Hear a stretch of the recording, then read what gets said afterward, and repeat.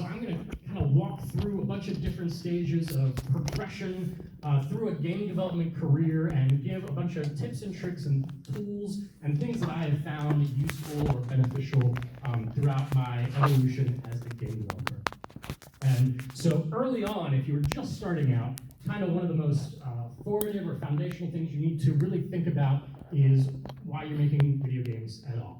And there are a lot of reasons. Maybe you want to work on Fortnite or Zelda or Final Fantasy 54, or maybe you just want to tell a cool narrative story and make something that gets your feelings and your passions out into the world. Maybe you just want to make a ton of money because you heard there was profit in them there, World of Warcraft mines, whatever.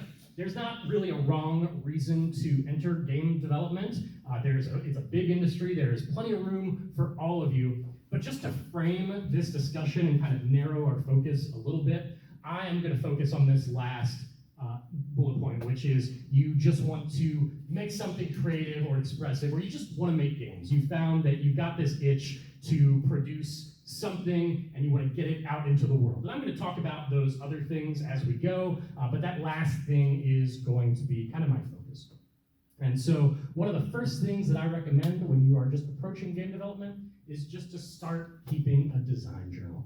Just jot down every single idea, game development related, that you have, whether it is good or bad, and you will find most of it is going to be bad, and you'll look back at it and cringe a little bit, and that's totally fine.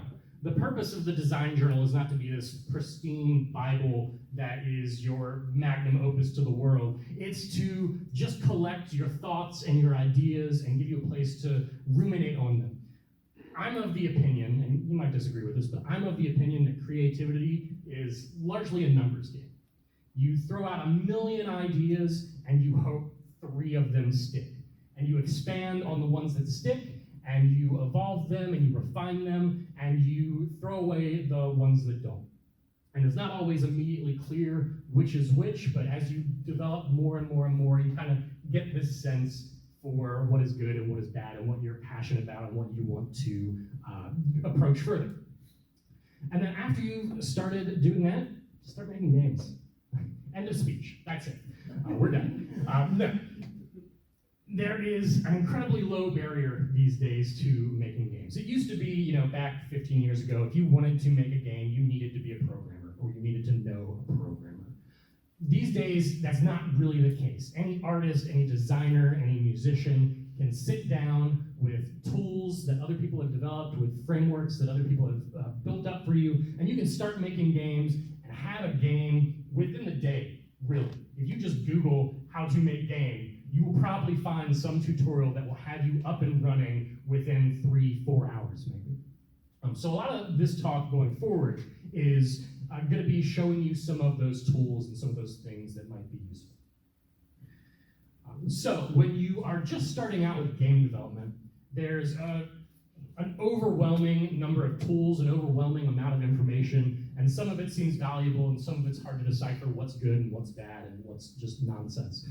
So when you're starting out in game development, I have some tools that I kind of recommend to new developers, and the list is right there. Game Maker, Construct 2, RPG Maker. These simple 2D tools that are very good at getting you up and running and making a game really quick.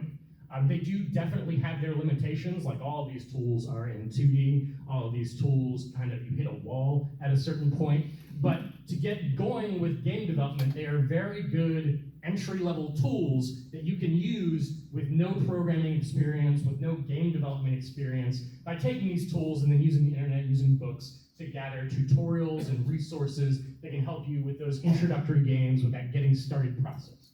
Now, those of you who have worked on games in any capacity probably noticed some definite omissions from this list. Notably, I'm not mentioning Unity, I'm not mentioning Unreal.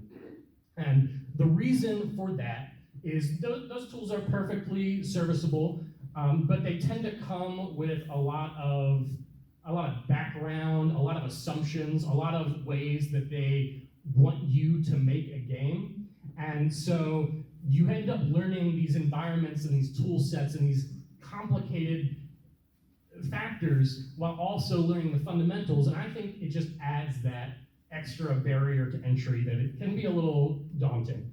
Does that mean you're wrong if you started out with those tools? Absolutely not.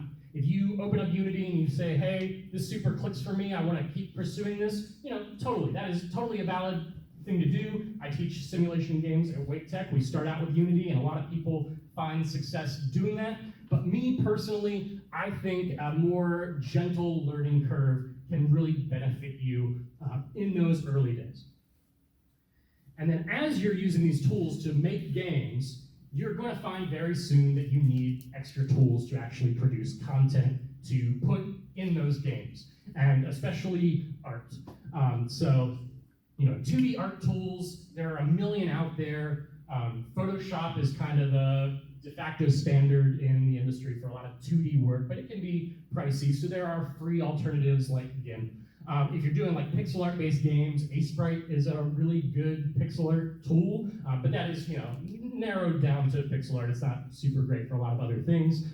And then when you get into 3D art, Blender is a very, very competent 3D game modeling package or 3D art modeling package. And a lot of professionals are starting to use that. It's a very good, competent, good tool. A lot of professionals still use these older legacy, I won't say older legacy, but these more mature almost tools, Maya and 3ds Max, but those are expensive. I was looking on the website today, I think Maya costs $250 a month. So, if you're just starting out in game development, if you're just getting your feet wet, if you don't know if you definitely want to do this as a career, I would definitely say start with the free tools, and then if you run into a thing you definitely can't do, or you see something in the paid tools that you definitely want to do, then maybe consider that investment. Or if you're going to school and can mooch off their licenses, use that, whatever is right by you. None of these tools are bad. All of these tools will get you going and kind of do the things that you need. It's just, what level of polish, what level of user friendliness, what level of stuff are you willing to pay for, and is that payment worth it? Sometimes it is, sometimes it isn't. But if you are like me, and you can barely draw a stick figure, then there are a lot of good places to just get free or cheap art.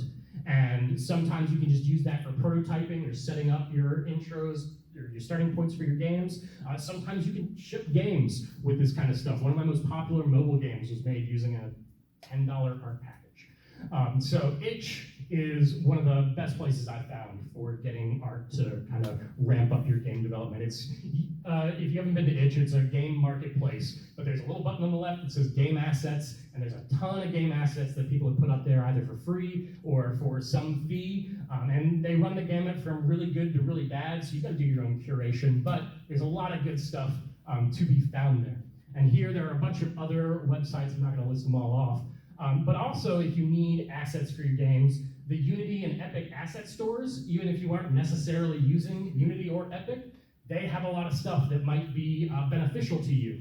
They have tons of 3D models, tons of textures, tons of stuff that you could throw into your game. Again, it might just be temporary while you're waiting to spin up your art department or your friend who's sleeping on your couch. Or they might be stuff that you eventually ship with. I will definitely use these at least starting out when I'm prototyping my games, because I think when you're initially making games, it just gets a little bland to stare at gray boxes and little circles all the time, and there is some joy that gets added when you have good-looking art in your game. And so if you can get that good-looking art and not pay for it, awesome. Or if you have to pay a little bit for it, still fine. But I think even if you're not planning to ship your game, this can still, at the very least, give a morale boost and possibly lend your game those visuals that will attract other people to play it. Okay, and so as you're starting to make these games, you want to start small. You're not going to be making Overwatch, World of Warcraft, Zelda. You're not even going to be making Zelda 1 for your first few games. You're going to be making like Pong, Tetris, Space Invaders, these simple little games that are just meant to teach you the fundamentals, teach you things about like 2D coordinate systems and 3D math, and how to play sounds in your particular tool, and how to set up levels, and how levels are often set up in games. And so all that stuff that you need to learn, you're gonna learn kind of piecemeal from project to project to project to project. A common thing people will do is they will just take a very common game like Pong or Tetris, and they'll implement that because there's a lot of resources to help you implement those. There are like 30 different tutorials on how to implement Tetris. It's a very good place to start when you're trying to get that intro information, and then they might take that and modify it a million times. Maybe add a quest system or guns to Pong or whatever your fancy is. And so, you start with that foundation, but as you build up that foundation, you learn how to manipulate things and how to adjust things and how to start really making the games that you want to make. Now, at the same time, I think starting small is good, but I think starting small can also bore some people. So don't necessarily feel obligated to follow somebody's list. When I was starting out game development, I looked at beginner games to make, and it was this very rote list of like 10 games in order that were supposed to build up foundations. And I got bored at like game number 3.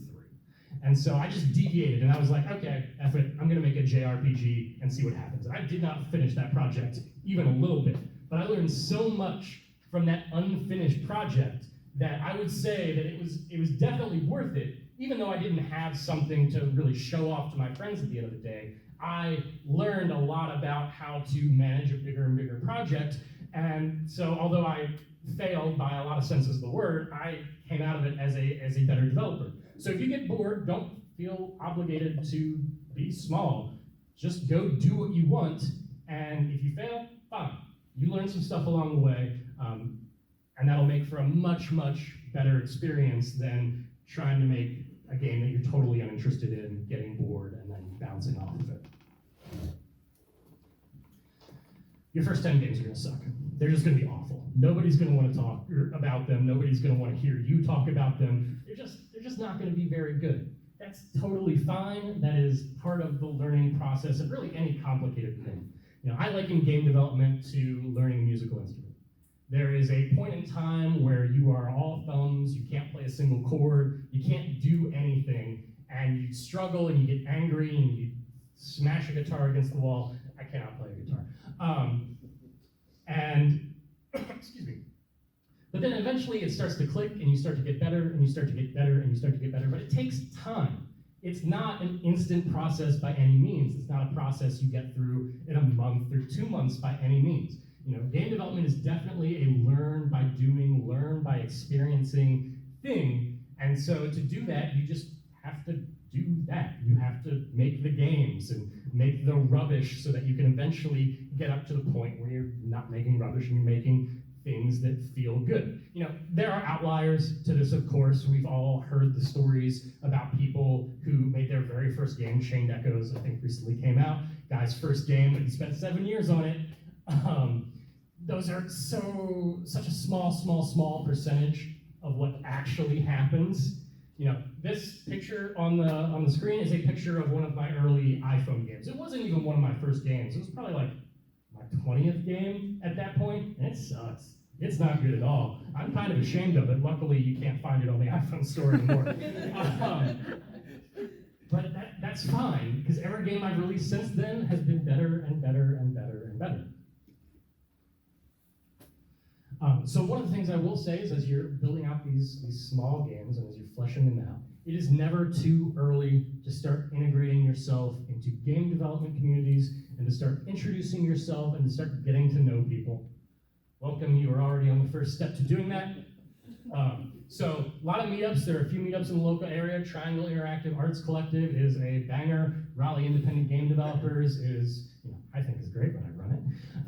There's a Unity meetup, there's an Unreal meetup, they're all different places. And then online, there are lots of forums like gamedev.net, gamedeveloper.com, TigSource, although I don't know if this is still as relevant. It can be a little intimidating, especially when you're just starting to make these rougher games, to put yourself out there, but networking is so very valuable. First of all, you're just gonna make friends, which is always a nice feeling. You're gonna meet people who are struggling with the same problems as you are. They have, hopefully overcome those problems. They can help you and they can guide you, or you can struggle together and figure out solutions together. And then they're gonna form this peer network that is going to help you pretty much throughout the rest of your game development career. And that leads me to this small tangent. And I'm gonna shorten this rant. I have a much longer version of this rant that I give every now and then. I have worked in some capacity at about 10 different jobs at this point. Some of them just contract work, some of them more long-term experiences, engagements. I have had to apply to 3 of them. The other 7 were jobs that I got because I knew people, because I had conned some people into thinking I was competent, and they were like, hey Brian, we need an engineer. Would you like to help us out with this project? You know, it's gotten to the point where I quit on a company once, and they still wanted me back a year later because they needed someone. So, you know, meeting friends is nice, having dev peers is nice, but also when you get this development network, it just helps you get a job so much easier than it would be if you didn't know people. It is just that extra little oomph that is going to put you in front of the right faces, get your resume to the right people so that you can get jobs and don't have to worry as much about how you're going to feed yourself. Like right now, I am not super worried. If I lost my job, I could ping one of any number of friends and probably find something else. So, you know, that is a nice feeling. So I definitely recommend you network as much as possible. And when I say network here, I don't mean just slapping your business card around and being like, hey, I'm looking for a job. Hey, do you need any engineers? Whatever. I mean, just being a chill person with these people and, you know, making friends, making acquaintances, making people who even tertiarily know you and know a little bit about you, and you're not just some resume, you are a face that they kind of like and will be happy to work with. All right, so moving on to part 2. So you've made a few games. You've gone through the Pong, you've gone through the Tetrises, you've made something on your own and you kind of like it, and now you are looking to step up your game a little bit. It's time to move on to bigger projects. All right, it's time to take that scary plunge into your favorite genre or into that thing that seems intimidating, but you feel like you kind of got a grasp on it. Even if you don't know exactly how you'll make the game, you feel like you know how to approach it. And there is an amazing chance that you will not finish these games. You know, big games take time, they take effort. Stuff gets in the way. I cannot count how many games I have shelved for one reason or another. I think in the last 2 years, I have shelved 3 different projects for one reason. That's fine. That's just part of the process. Eventually, you'll finish something, and it'll be awesome. But eventually, you do have to kind of take your ambition a little further and not just make Pong, not just make whatever, but to make something that actually has some meat behind it. And they're all going to take longer than you think, every single one. We are notoriously bad as an industry at time estimating anything.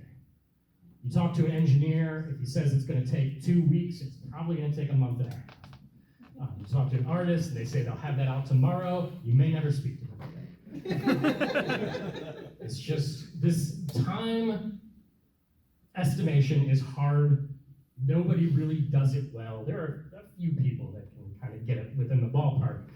But you know, there's always these factors that come along with a big project that you either didn't foresee, or you did foresee, but they ended up more complicated than you thought they'd be, or that a million other things got in the way and made that not a smooth process. So I have an example. I worked on a board game for 5 years. I thought it was going to take a year and a half. I was way off. It ended up being a really cool board game. I'm very proud of it, but a lot of it was, you know, I didn't predict how much art was going to take. I didn't think that it was going to take an artist a year and a half to get me X amount of sprites. I didn't think that the design iteration was going to happen over and over again to the point where I pulled out my hair, and now I'm definitely a little gray. You know, and that was fine. That was, you know, one of my early board games. I didn't foresee those things. Now I'm a little bit better at estimating that. I'm still not great. Every time I spin up a new project, I think, oh yeah, I'll have that done in a year. It's never been right. I've never been right. And that's okay. That's fine. professionals do this. Professionals struggle with this all the time. I've never talked to a professional that said, yeah, we thought we were going to get this game done on this date, and we got it done on that date. It's never happened. Not once in the history of game development. Every project's been completed. So you just have to be ready for that. You just have to accept that. There's always going to be this temptation or this motivation to maybe scrap your project and completely start over, or maybe scrap your project and move on to the next shiny thing. And sometimes you will fall to that temptation. Sometimes you will definitely be like, oh, that project sounds a lot cooler than what I'm working on now. Time to just throw this away and move on. While you're learning game development, that's not the end of the world. Hopefully you learned something from your last project. Eventually you do want to get to the point where you're finishing things, but I'd say even at this phase, it's not necessarily a requirement as long as you're building your skill set, building your network, building your expertise, so that when you get to the point where you really need to commit and you really need to ship something, you have gone through this process and you kind of know what you're getting into. And so about this point, if you're working on these longer projects, it might be good to take a break. And game jams are a good source for that.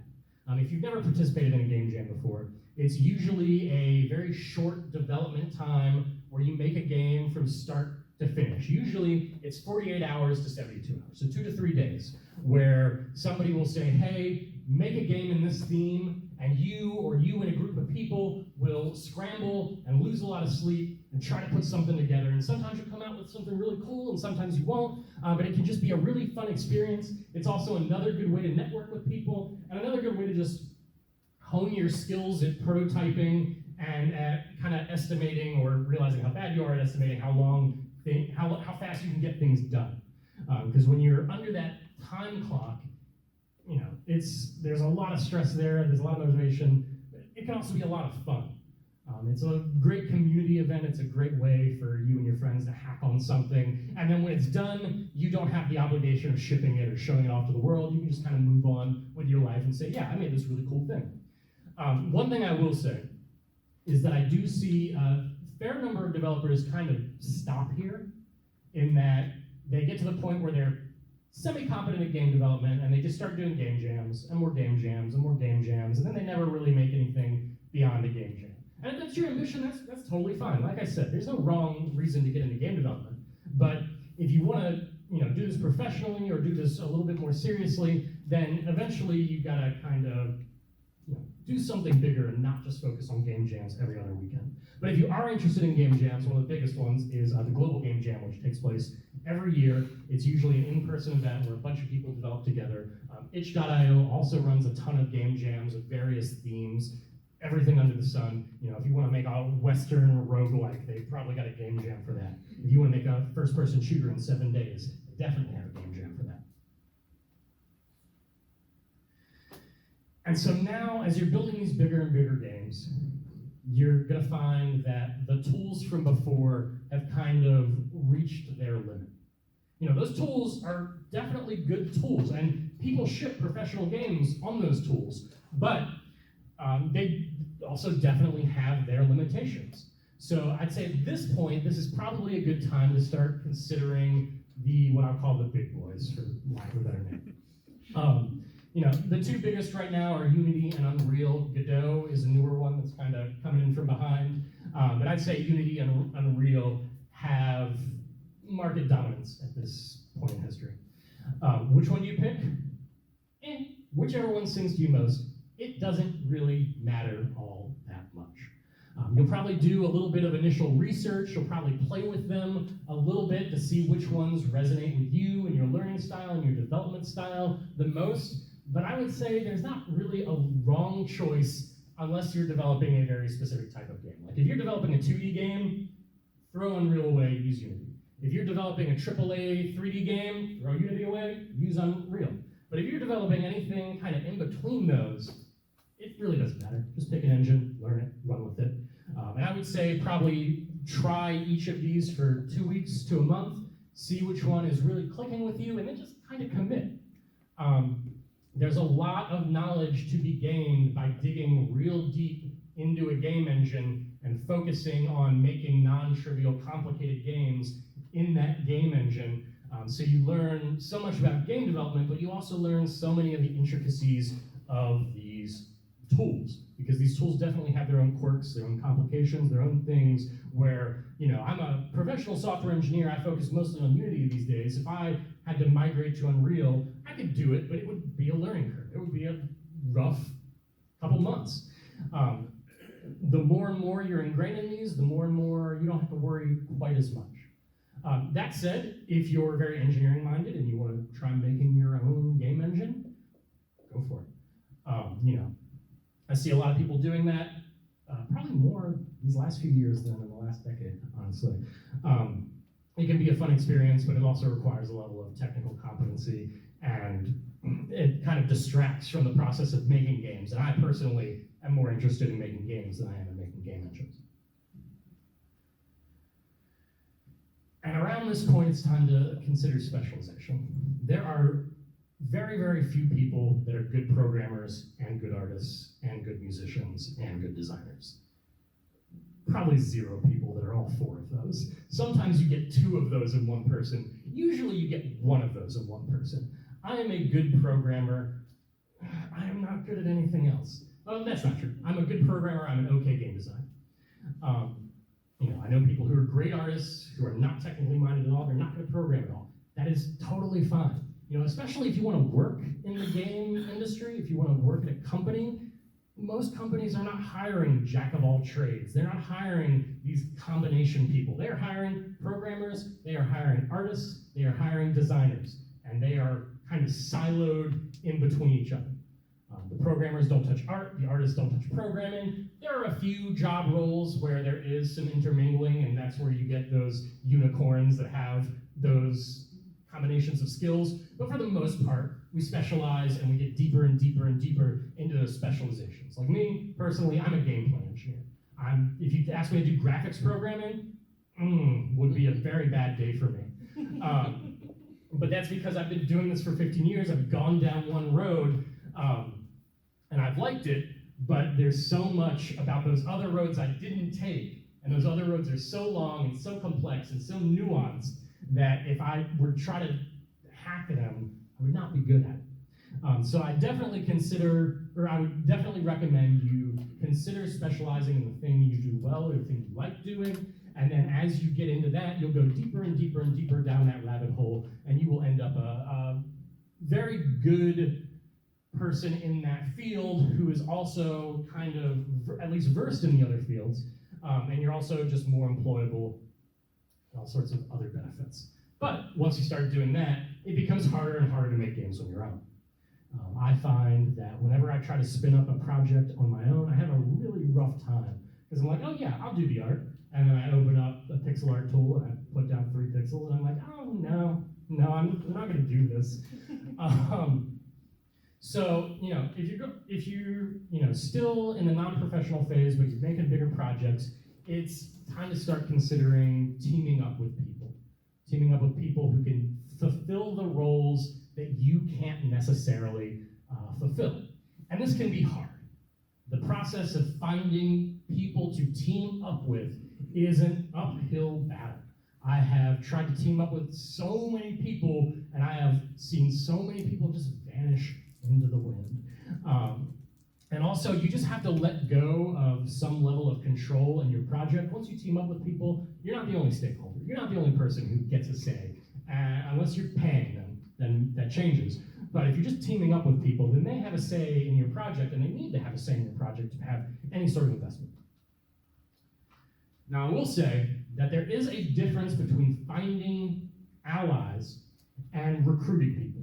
This was a trap I fell into when I was first starting game development, and I didn't know a whole lot. Is I would jump onto the gamedev.net forums, and I'd be like, I have this really cool idea for a game. Who wants to join me?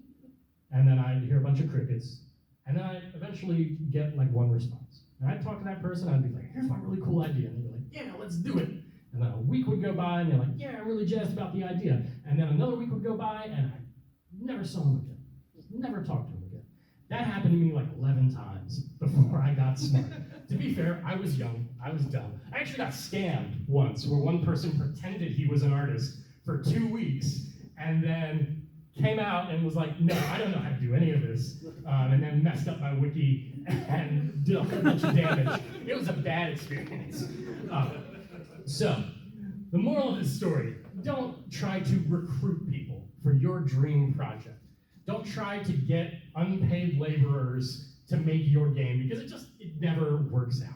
Even if they are excited about the idea at first, life gets in the way, or any number of things get in the way, and it just doesn't work out.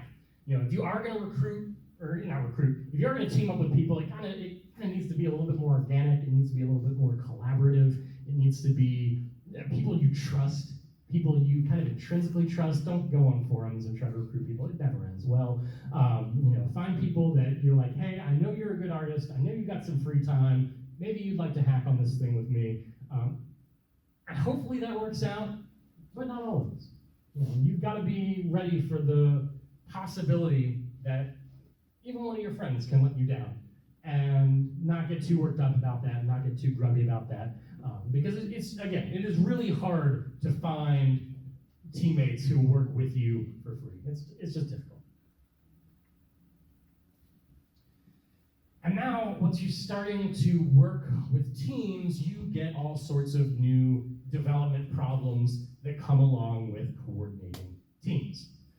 Previously, if you're just making your games on your own, you just made your game, did your thing, you were done, hoorah. But now, you've got to worry about, well, I haven't talked to this person, are they really working on the project? Well, I don't know if this is working out the way I think it needs to. Well, they just blew things up accidentally. How do we deal with that? And so there are a lot of different tools that you can leverage for wrangling a team so that you can work more effectively together and collaboratively. So for basic communication, I don't have it up here, but email is one of the easiest. Any team that I work on, any group that I work with, I will definitely make it a point once a week, usually it's every Monday for me, where I just send out an email to every single teammate. I'm just like, hey, just checking in, here's what I'm doing, what are you doing? But also you've got the more real-time tools at your disposal, like Slack and Discord, for having more immediate messaging needs and more immediate communication, which is a very real thing often in game development. You just can't get around it. You can't work in a silo on any big non-trivial game for any length of time. It just doesn't work. So having these real-time communication venues is super, super, super powerful. And usually I try to instill some kind of sense of what I'll call process in a team project, even if it's unpaid, where I'll just be like, hey, every morning, let's just say what we're doing on Discord so that everybody knows or everybody's on the same page with each other. And then as you're building these projects, you'll often find that just planning the project, just planning all the tasks and planning all the bug fixes can be a bit of a nightmare. And so, a lot of my earlier projects, I would just use an Excel spreadsheet, and I'd be like, here's what needs to get done. When you're working on it, highlight it red or whatever. But there are some good tools to help you with task tracking, to help you with bug tracking. Jira is a big one. I'm using that in my professional projects right now. It's very competent for what it does. And then you have the tools that help you actually share changes to the project with each other. And this is what's called source control or version control. This is where, when you're developing a project, you can take your changes and push them up to a central place so that other people can grab them and have those changes immediately. And for a team project, I would say that these are absolutely 100 million% essential. I would not approach a team project without these. So the big one you've probably heard of is Git or GitHub.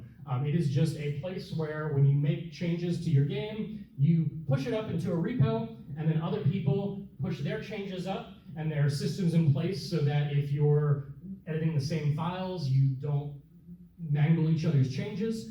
And then other people can pull down the changes so they can have the latest and greatest and be working off that. There is no professional team in the world that is not using one of these at this stage, or they're just gonna sink into the ocean. They're that important. So if you're planning to develop any kind of game with other people, or even individually, any kind of game with any kind of scope, I recommend you take the time to invest in learning these tools, getting to know them, getting used to them. I'm programming minded, so it kind of comes naturally to me. But even artists, even designers need to be working out of these tools, even though there is a learning curve that they will have to struggle with for a little bit, because it's kind of essential. All right, so you're gotten past the beginning point, you've gotten past the middle point, or you're in the middle point.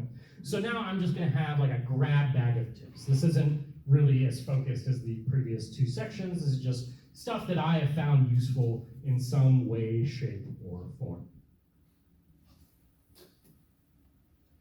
Shipping games, it's important. All right, when you're making your early games, you might just show them to your mom, whoever. Or you might just put them in a zip file and put it in some forum or on itch. And that's fine.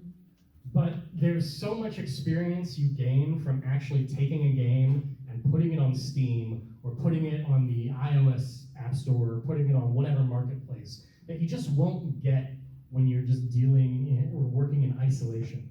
You know, there's a common maxim phrase in game development that once you finish the first 90% of the game, it's time to do the other 90%. You know, it's just, and I don't even really have a great way to articulate this, but there's so much that comes in the end cycles of making a game that you are hoping other people will consume. There's bug fixing, there's polishing, there's marketing, there's putting together your storefront pages, there's all these little details that while you're just learning game development, you don't have to care about, you don't have to worry about, but when it comes time to like be a professional, these things are important. You're going to get hurt feelings. People are not always going to like your games. Most people, at least for the early games, are just not going to care. My example of this, and this happened yesterday, 2 days ago, is I went to my dad's place and my first board game is sitting unopened in a box in his basement under a pile of other stuff. Now, my dad's not a board game guy, so I kind of understand it, but still, come on. You know, especially your first few games, nobody really cares. You're going to want to talk about them, you're going to want to show them your little sprite walking around, slicing a sword, but they're going to nod and they're going to pat you on the head and they're going to say, that's nice. And even your next games, when you put them on the internet, you've all been on the internet, you know what jerks that are. Even people who are nice in person will be real jerks on the internet. This is just part of game development, for better or for worse, is that at a certain point you have to be able to accept the jerks and toughen up a little bit and be able to deal with that. Not everybody's going to be a jerk, obviously, but there will be enough people and they will have enough volume that it can be a drag. And so you just gotta kind of push through that and be like, okay, well, they didn't like this, it wasn't for them, or okay, yeah, that wasn't the greatest game, I'll make the next one better, or whatever. But, you know, even when people aren't jerks, you're gonna see a lot of criticism, a lot of critiques, a lot of feedback, and you'll need to deal with that feedback. And, you know, dealing with the really mean people makes it a lot easier to deal with the good-intentioned people who are still tearing apart your game, which happens all the time. One of the things you want to focus on as you're developing, especially as you're learning, is making every game better than the last game that you made. This is a trap. I've fallen into this trap before. I'm in this trap right now, I'm not sure. Where you think of a game idea and you're like, oh yeah, I can make that. And then you make it, that's fine, whatever. But you didn't really learn, you didn't really grow, you didn't really become better as a developer. And, you know, that happens once or twice, fine, but you want to get better and better and better and better as a developer so you can make cooler and cooler and cooler games. And that means just making better and better and better and more interesting stuff. So what does this mean in an actionable way? Well, if you're a programmer and you're working on your next game, pick some scary bit of technology that you're not quite sure how to do and be like, yeah, I'm going to put that in the game. My last big scary piece of technology was voxel terrain using sign distance fields. It was a very fun research project. You know, if you're an artist, make a game in a different art style, or push your style a little bit forward, or get better at anatomy, or whatever it is you artists do. If you're a game designer, work in a genre that you haven't really grown accustomed to, or work on a bigger game, or dip your toes into tech so that you can, or content generation, so that you can contribute in a more direct way to the game than just writing documents. You know, there's always a way, regardless of your discipline, to grow and grow and grow and grow. Sometimes that's not always clear, but there's always a way. explore games outside your core interests. I'm a very classic gamer. I like my console games, sitting on the couch, playing Zelda, playing Final Fantasy, whatever. A lot of my career has been in mobile games. I do not like mobile games, but that's where my career led me for a good chunk of time. And that's fine, all right? I learned a ton of stuff when I was in mobile game development that has either transferred over to other branches of game development or has just made me more adaptable to changing conditions. Also just on a professional level, if you're working in the games industry, there is just gonna be a time where you're working on something you do not enjoy. I had a period in my career, I call it the dark times of my career, where I was working on slot machine games. Not slot machine games, iPhone slot machine games, so nobody could really win money. They just pressed a button. Did I enjoy it? No. Did I make money off of it? Yeah. Did it make me a slightly better developer? Sure. Do I look back on it with any fondness? Absolutely not. But it is the kind of reality of working in any job, really, that sometimes you just have to do stuff you don't enjoy doing. And game development is no different. And even if you are working on games that you enjoy, there are going to be times during that process that you don't enjoy. The last few months of a big project are usually just fixing bugs and chasing down problems and putting out fires. And it's not a lot of fun, but it is part of the challenge of releasing games. It's just a thing that you've got to do. So anyway, to step back. Exploring all these other spaces will make you a more well-rounded developer. It will expose you to a lot of things you wouldn't otherwise be exposed to. It will expand your network in bigger ways. It will give you more opportunities, and it will step up your game a little bit professionally, or maybe a lot professionally. I took VR projects. I'm not really a VR gamer, but I took VR projects, and now I'm a lot more versed in that space, and I could take work in that space if I needed to. And so it just helped me grow as a developer. At a certain point, and not at the beginning, definitely not at the beginning, but at a certain point, you need to start valuing quality over quantity. Releasing 100 crappy games doesn't get you really anywhere. There's a certain point where you need to sit down and say, I want to make a good game from start to finish. I want to make it polished. I want to make it something I could proudly show off without cringing a little bit when one of my friends look at it. This is true if you're just developing it for yourself, just to grow, but it's also definitely true if you want to get a job. If you go out and you start applying for jobs, these days, they care so much about your portfolio, about what you can show off. And if you just show, palm with guns, they're just gonna nod and pat you on the head. But if you can show like a non-trivial, interesting game, even if it isn't fully polished, you can really open up a lot of doors. But it does take that mindset of shifting from make a game, to make a good game. And depending on how you approach development, depending on how you get to where you are, that is not always the easiest mindset shift to make, but it just becomes necessary at a certain point. All right, part 4, what now? And some unfortunate truths. Most of this is unfortunate truths. Breaking into AAA is extremely difficult. Most AAA companies want a certain level of competence, they want a certain skill level that a lot of people straight out of college just don't have. Not through any fault of their own, but because college sets you up to some point, and there are a bunch of people that were studying on their own, practicing on their own, making games on their own, so they went beyond that point. And depending on how good you are at doing that, some people went way beyond that point, and some people stagnated a little bit. So especially like straight out of college, getting into AAA is extremely hard. Not impossible, but it can be challenging. And this is also one of the places where I would say, if this is your goal, narrow your focus. Don't try to be that everyman. Be a good engineer, or a good artist, or a good musician. Because when AAA companies hire, they don't hire the person who can do everything, man. They hire the person who can do one thing really well. So, small tangent, I kind of alluded to this. Getting a job in AAA, and even in the indie space, just a college degree is not really enough. If you just go to college and you just do your coursework and you just make the projects that they assign, then you're not really going to get that job that you wanted straight out. And that is because there are people that are going above and above and above and beyond, and you are kind of competing with them, unfortunately.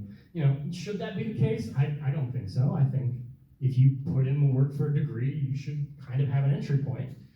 But it's not really the case. So when you're trying to get a job, your portfolio is more important than your grades, more important than, you know, the 3 fast food jobs that you had on your resume. The portfolio is what's going to get you noticed. Back when I was applying for jobs with companies, they looked at my portfolio during my interviews and asked me a ton of questions about my portfolio. That was really all they cared about. And so it is difficult. And also, especially in tech, when you're trying to get into AAA, you have, and art too, you have just a massive barrage of tests, tech tests, art tests, that you have to pass. And those tend to require a certain skill level that is a little above and beyond. Professional indie development is crazy hard. Right? It is just hard as an indie developer to get noticed, to get anyone to pay attention to you. So if you're trying to be commercially viable as an indie game developer, it's an uphill struggle. Can it be done? Yes, of course. Indie developers do it all the time. A lot of indie developers sink and crash and burn and whatever analogy you want for something failing. So it is hard. And indie development in particular, it's a little bit harder to feed yourself. You get a job in AAA, they're going to pay you a decent salary. It'll probably be lower than what you could make in a non-game development company, but it'll be enough to live comfortably. Indie development, you might miss paychecks, things might go very poorly. Hopefully that doesn't happen, but it has happened. It's happened to me, it was sad. So, making a sustainable living as an indie developer can be a challenge. And this is not to scare you away, it is just to warn you up front. And then if you just want to be a hobbyist, that is also crazy hard. All right? Time management is a difficult thing. Time management when you have a job, when you have kids, when you have social responsibilities, professional responsibilities, whatever, it can be exhausting. So a lot of people who do hobbyist development, they do it for X amount of time, and then kind of drop off for a year, maybe pick it back up or whatever. If you can find the time, it can be a lot of fun, but it is difficult. It's all hard. That's the moral of the last few slides. It is all hard. We stay in game development because we want to make games, because we like making games. The other stuff has to be secondary. Obviously you want to live comfortably, you want to be able to feed your family, you want to be able to do, you want to have social life and all that stuff. You definitely want all that. I don't think anybody should sacrifice all that for games. But at its core, game development is kind of a hobby or a profession we choose because we like making games, and the only way you have a lasting career in the games industry is if that remains true. I'm at the point in my career where I can't even imagine doing something else. I interviewed at a company, it was like a utility tech company, and I went into the interview and just immediately I was bored to death by everything they said. That's just me. I like that. Not everybody lasts that long. A lot of game developers end up in other industries. They end up leaving games for tech or more traditional art or whatever. That's totally fine. No value judgments on them. But if you want to sustainably stay in game development, you have to love making games, or it just will not last. All right, wrapping up.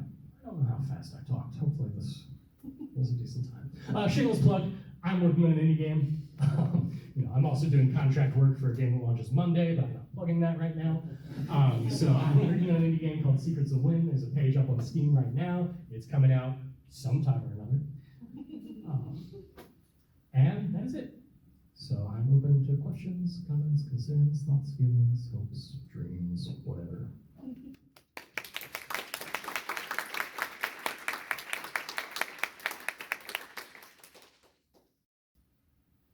So, how do we convince customers, not only customers, but people of change in the industry? What kind of change do you mean? So like imagine a certain console, a certain device was one idea before, and it changed to a new concept entirely. How do we convince people that's a new idea entirely? Are you trying to convince them that it's a new idea entirely, or that it's a worthwhile idea? Maybe it's easier. So imagine you have, let's just do VR. Okay. So VR, emotion sickness. Imagine if there was a idea where emotion sickness is less. It would happen or it's removed. There's still that fear that people have. How do you remove that? You prove them wrong, and you give it some time. It's not a thing that happens instantly, like VR. People are still afraid of motion sickness with VR. A lot of it's been not eliminated, but ameliorated over time.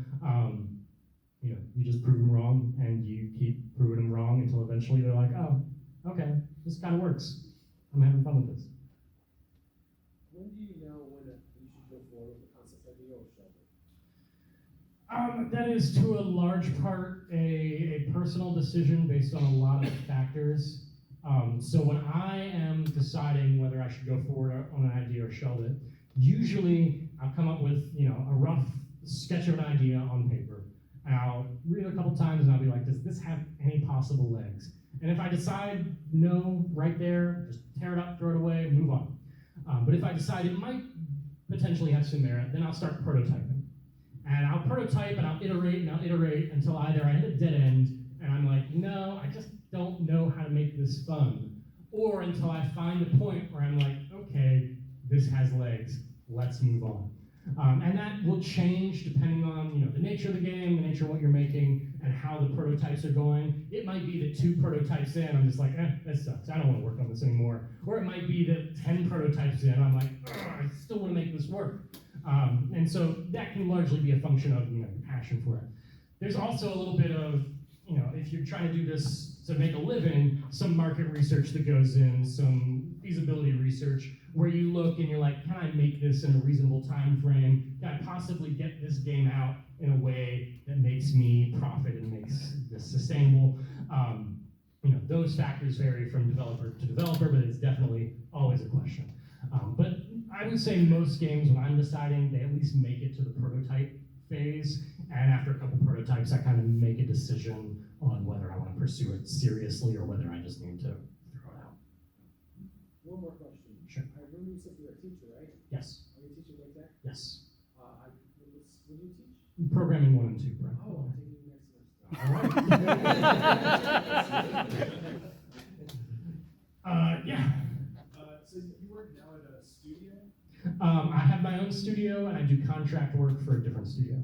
What was the process of going from being like solo to sort of deciding you wanted to start a studio and how that kind of felt? So I wasn't solo before then. Like, I had worked in the games industry for a while before that point, and at a certain point, I don't know exactly where the break was. So I was working on some hobbyist games for a little bit, and I wanted to have all my legal bases covered. And so at that point, I was like, well, okay, let's go ahead, fill out the paperwork, make a company.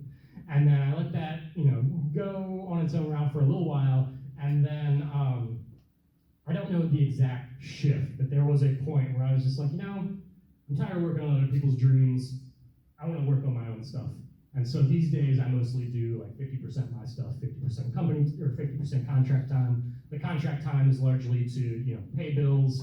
And my stuff is largely, passion projects, things that I want to work on, which will hopefully pay the bills. But sometimes they don't. Sometimes they do.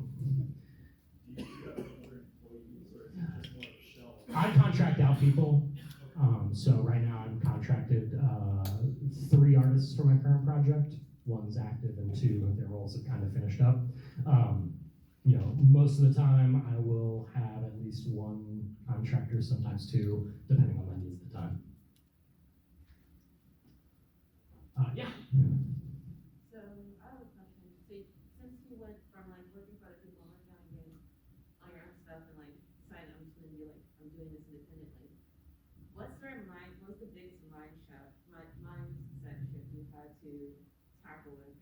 you still tackle this guy? How am I going to feed myself? So, yeah, I mean, indie development, like I said, it's very hard to be financially viable, especially when you're first starting out. If you don't have that cushion or that nest egg, then you've either got to take a big gamble or you've got to find a different way to pay the bills. So there was definitely that. And then another thing was that I had to kind of wrap my head around is, hey, I don't have the support of a team right now. I don't have a guy who's really, really amazing at design. I don't have necessarily like an art director. So I need to play designer. I need to play art director even though I have no art skills.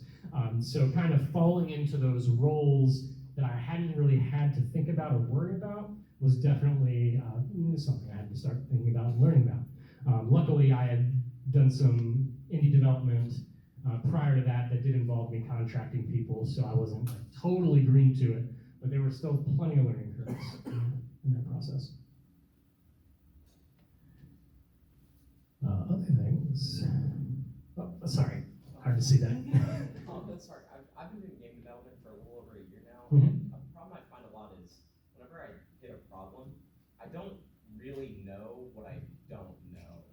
And I try looking stuff up on the internet, and that doesn't really help either. Do you have any suggestions for what to do besides that? So what kind of discipline? I don't know, Programming, like- art?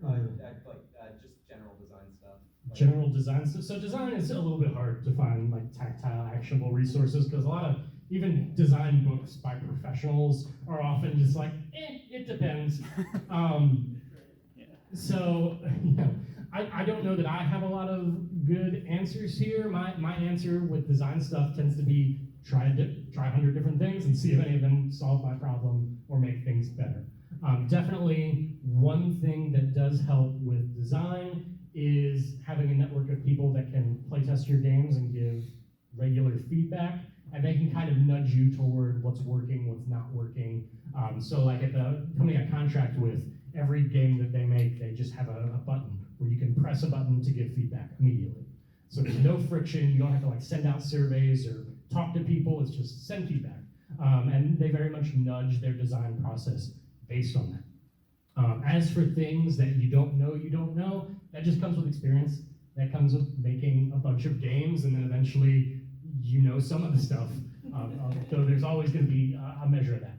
But yeah, with design especially, it can be hard to find like concrete, actionable stuff that helps you with the problem at hand. Yeah. Can I jump on that quick? Sure, absolutely. A great way for design to like figure out design issues is playtest other people's games and go and help other people, because that's like getting 20 different design problems in front of you at once and like doing like a kata of design fixes for all these games at once. And then when you see those similar things in your games later on, you might say, oh, that was like the guy from that one Unpub Mini, and then you can fix it later. So it's like just more quantity of design problems. We talked about it a lot. He's a very good designer. Other stuff. Yeah. Nice to meet you. What's your game about? What is my game about? So it is a puzzle adventure game. Basically, the high-level pitch: take Zelda, strip out all the combat. So you're exploring kind of an open world, solving a bunch of little mini puzzles and unlocking narrative, and progressing through the game, getting new tools to help you unlock more and more of the world, and then just solving the mysteries that are contained in the game. So very much Breath of the Wild inspired, very much Link's Awakening inspired, and just general puzzle game inspired. You said you had artists finishing up, so you're pretty close to. 2 artists had finished up. 1 artist still, she's back there somewhere. Yeah, she's still actively working on the game. The 2 artists that had finished up, one did my intro cinematic and one worked on the title screen. So those contractors have kind of finished up their work, but the one who's doing the core game art is still got a long ways to go.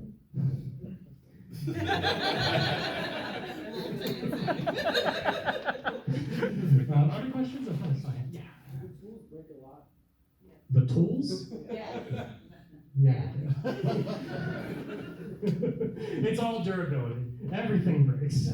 No. Other questions? Things people want to chat about? This might be a longer topic for discussion, but like getting on the app stores has been a real pain in the butt for me in my game. I've been able to do the Android one pretty easily, but the Apple one just seems like you need a lot of extra stuff to get on there.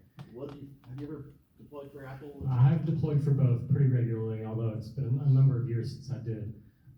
So usually the complications for deploying on like the Apple App Store are in-app purchases. They want to vet a lot more, and privacy and advertising they want to vet a lot, and so you need to make sure you've got those bases covered. It's definitely better than it used to be. It used to be when you submit it to Apple, they might get you an answer in 2 weeks, and they'd just say rejected, and you wouldn't know why. These days, I think they're pretty good about getting you an answer within 1 day, 2 days, and giving you like actionable information. But it can still be a pain, and they are still a notoriously opaque company, and it can be it's a struggle just dealing with them in general, and you can never really get the person to talk to. We can always chat about that more offline, but it's Android. They just kind of greenlight anything, but Apple really wants to. It might be a good topic for another talk. Yeah. One thing about VR is getting beta testers that comes with motion sickness, because most builds for VR that are beta tests are very choppy. Mm-hmm. Is there like a way you go around that and you have like better performance builds or more builds that have more errors? I mean, if motion sickness is turning people off, then your number one goal should be fixing that problem. Even if that's stripping out stuff from your game that you need feedback on, they're not playing your game at all because they're getting sick. They're not giving you any meaningful feedback. If that is a challenge you're running into, then priority number one is fixing that challenge so that you can get to the other challenges. Anything else? I'm right here, yeah. Oh, yeah. How do you know when it's time to stop, like, working on a project? Like, I have a game I've finished, and, I could keep working on it, keep making it better, but also, I don't know when I should just, like, put it down and work on something new. Sure. If this is a hobby thing, then it's very much just a personal decision of, I'm tired of looking at this thing, I want to look on a new sexy thing. If you're trying to do it for money, then typically you set up hard deadlines, and you say, this is the day that my game releases on, and you miss that deadline once or twice. And you say, this is the day my game releases on, and you release it on that day, whether you feel like it's 100% or not. I've definitely released a few games that were not quite there, but it was time to get them out the door and move on to something else. Either because I was tired of looking at it, or because I needed some money, or because I wanted a new project to hack on. I would say the best motivator there is set a deadline and say, I want to be finished on this date, and that is the date I'm calling this game done. We good on time? Yep. All right, thanks everyone.